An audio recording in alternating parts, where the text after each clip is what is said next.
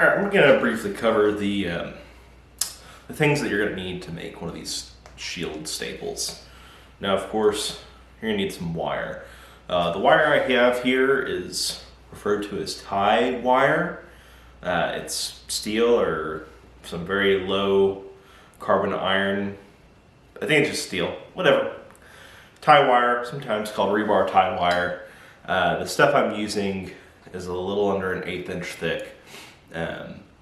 I suggest you use thicker stuff. This is just the stuff I have a lot of. So whatever you can work cold is probably best, just because it's a real finicky small part. Obviously, if you got experience working with small pieces and then heating them up, great. However, a little under 1/8 inch, I think an 1/8 inch would probably be really good for this. But some thin, soft steel. Obviously, you're going to need a drill to put your holes in.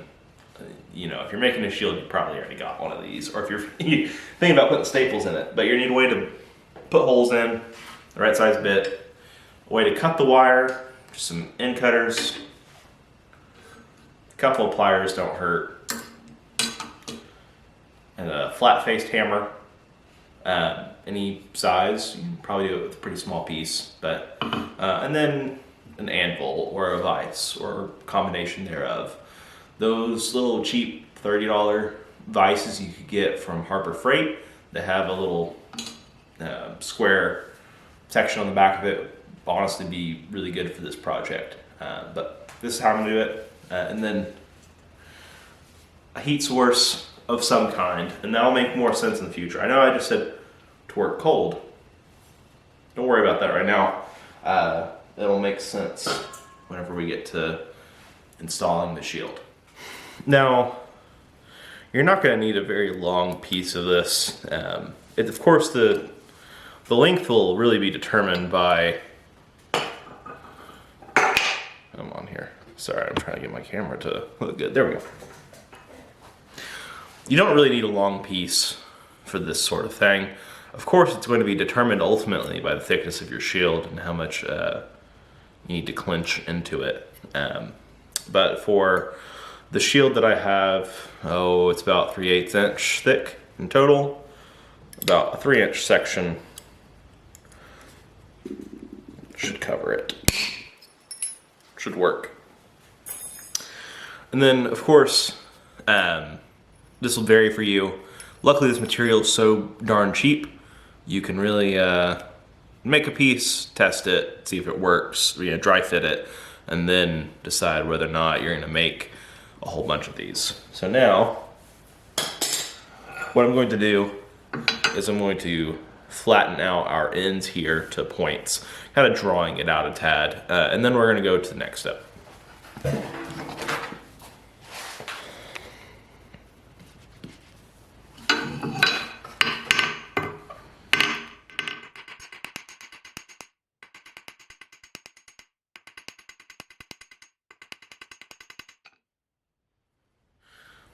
What I'm doing here is I'm working one side flat and then twisting it 90 degrees and doing the next side.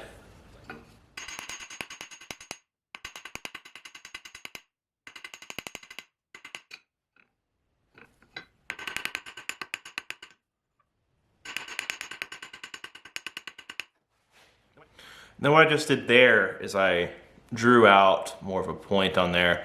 Again, very small, finicky stuff to see, but not too difficult to do with some practice. In a way, we're forming a double-ended nail.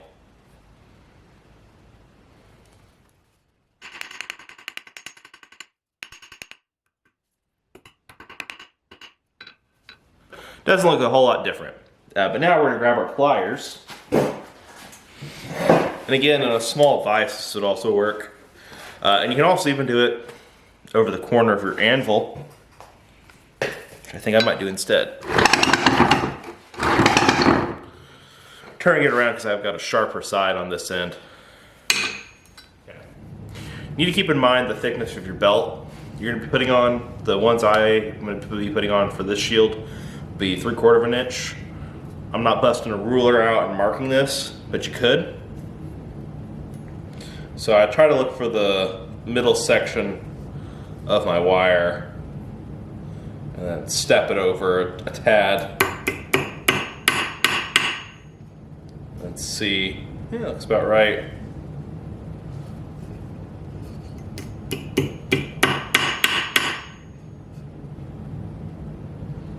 I'm just checking to see if it kind of looks like there's about 3/4 inch or so. Might be a little narrow. That's okay. And really, I use the hammer to get it started. If you want, you could use pliers to finish it out, the bend.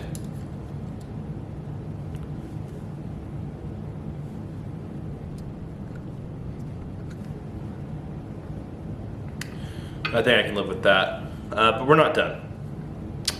No, sir. What I'll do now is I'm going to hammer and flatten this piece out.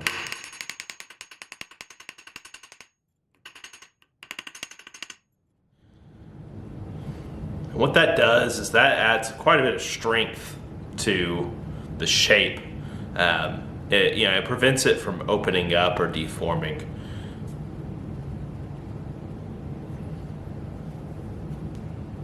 Before I could bend this with my fingers pretty easily, but it's quite a bit more difficult now. Now, before we go and mark it on our shield, the holes that is, take a torch.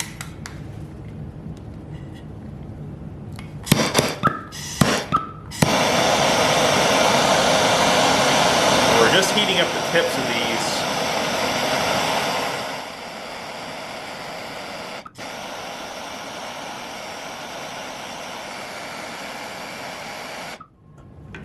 And the reason being is so that way when it's stuck through, we can clinch these over like a nail.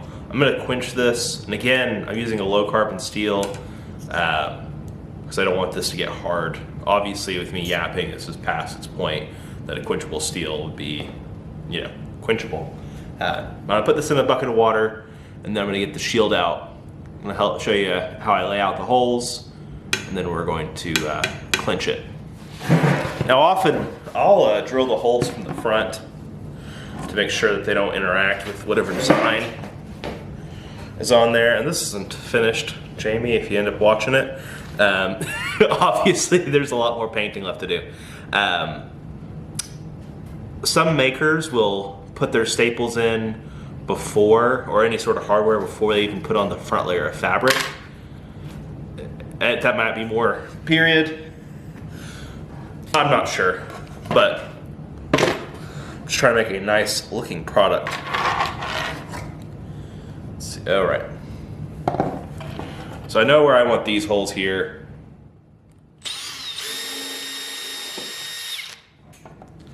I got that first one, and then I'm just gonna take and use this like almost like a pair of dividers to line up for the next one. Now, you want the fit on these holes to be a little tight. You probably could even hammer through with just these, but I don't like to do that. Okay.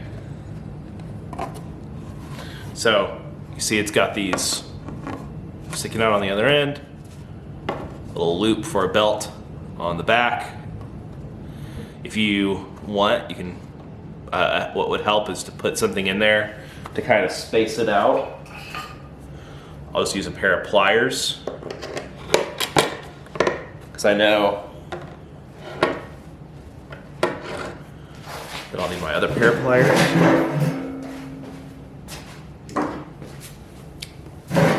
Because I know roughly the thickness of this stuck in there lightly where it is.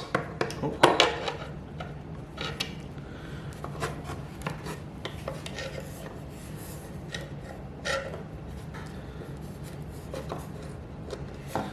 Is how much I want. Then what I'm gonna do is I'm gonna bend over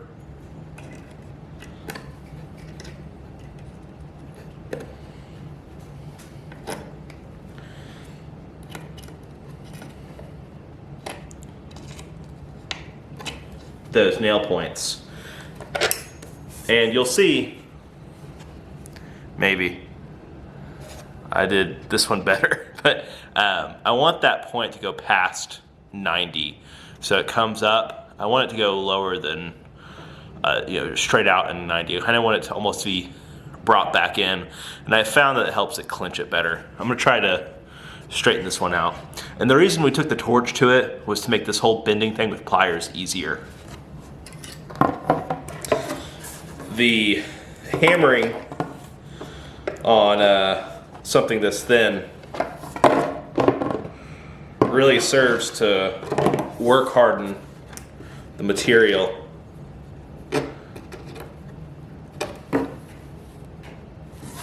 That's a tad better.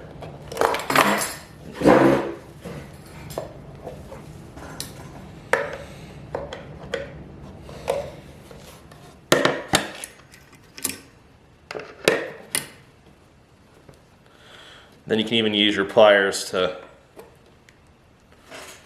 start it over, or just gently persuade it with your hammer.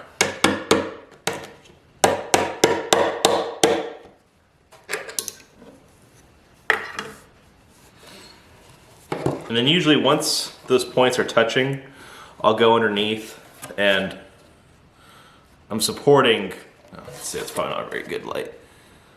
Hold on. Man, I'm not professional here at all. I'm supporting just the underside next to the loop.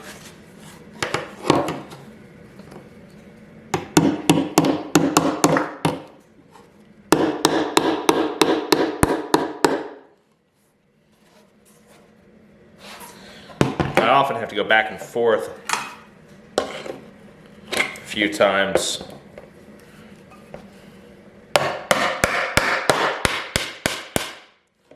You see, fixing one raised the other.